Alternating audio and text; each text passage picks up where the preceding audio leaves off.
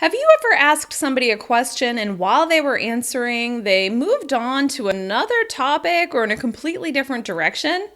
That's what we call a tangent.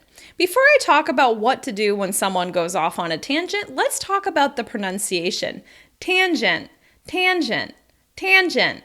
In conversation, a tangent is when somebody changes to a completely different line of thought, reasoning, or topic. When you go off on a tangent, you change the direction of the conversation to something completely random or unrelated. If someone goes off on a tangent when you're having a conversation, don't worry. What you can do is refocus them by reminding them of the topic of conversation you were having. This is especially important if you were having a really important conversation in work or school and you really need to hear the person's feedback or ideas. In a more casual conversation, going off on a tangent can be quite enjoyable because you might learn different things about the person. You might start talking about something even more interesting than what you were previously speaking about. And what happens if you go off on a tangent? Don't worry, just bring the conversation back to the original topic of conversation. That helps other people keep with the flow of conversation and be able to share their thoughts and opinions as well. So now that you understand the meaning of tangent, let's look at some examples so you can get a sense of how to use them in conversation. When we were talking about what to make for dinner, he went off on a tangent and started wondering about how elephants sleep.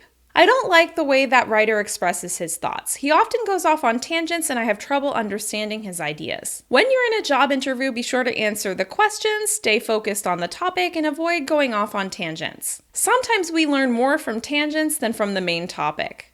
Like I said earlier, if someone goes off on a tangent, you may want to gently guide them back to the main topic, but other times you may want to let the conversation evolve the way it wants to. You may have noticed that politicians often go off on tangents in order to avoid answering the questions they were asked. Going off on a tangent could be a good conversation strategy to change the subject when the other person seems emotional, frustrated, or uninterested in the conversation. If you choose a topic that's more positive or more interesting to them, you may be able to keep the conversation going. So now it's your turn. Let me know in the comments if you've ever gone off on a tangent in conversation. What happened? Have you ever been in a conversation where someone went off on a tangent? How did you react? You can also use the word tangent in a sentence. Once again, I'm Kim from EnglishWithKim.com. I am your guide to the essential conversation skills you need to sound more natural in English. If you like this video, please give it a thumbs up and share it with a friend. Have a good one. Goodbye.